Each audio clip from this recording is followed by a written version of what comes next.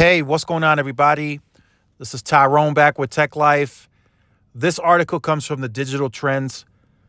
I will leave a link to it in the description so you guys can check it out for those of you who haven't seen it. So this article is back. This article is back from July.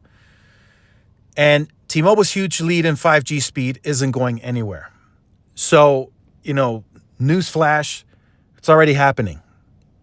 And I wanted to talk about that in this video.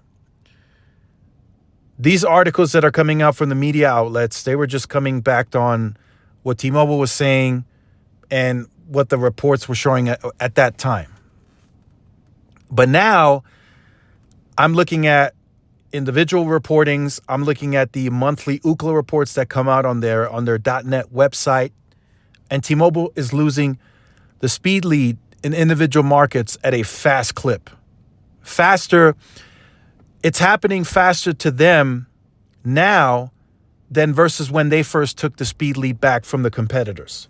When they first started deploying the 2.5, it still took T-Mobile some time to get that speed lead, right? They needed the 2.5, then they needed to turn that up to above 100 megahertz, and then they needed to turn up the backhaul.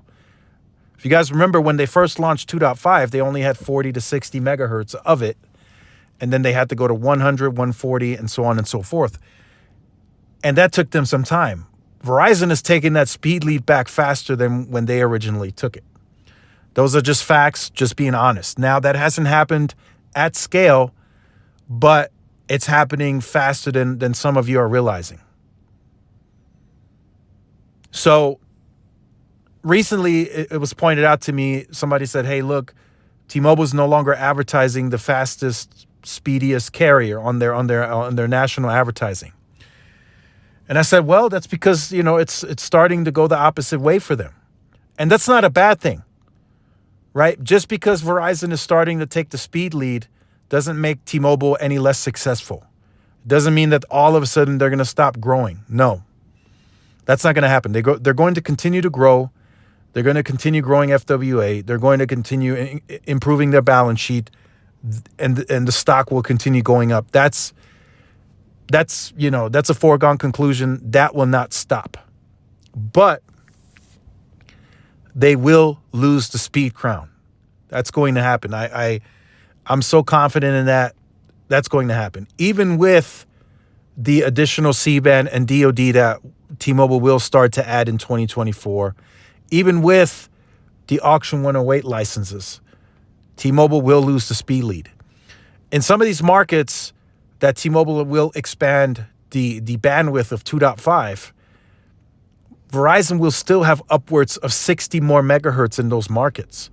Verizon has a contiguous 200 megahertz in rural, no questions asked.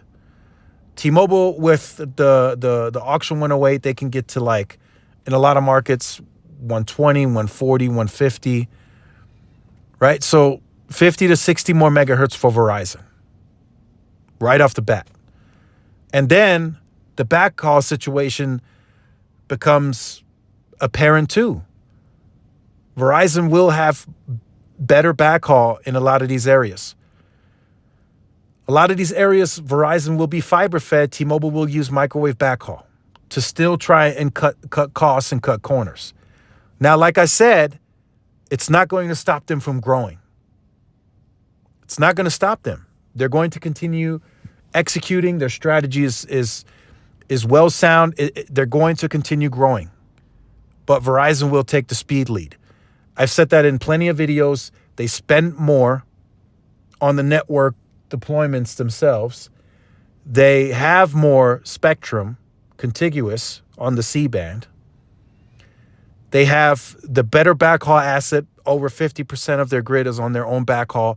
So that's 10 gig circuits out the gates, no matter what.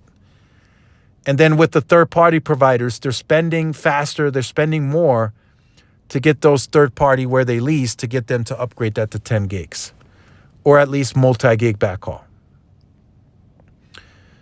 We're seeing that today. There was a report released recently by Ookla where it shows some of the rural and some of the urban speeds on FWA. In the urban core, Verizon has already surpassed T-Mobile on the fastest carrier.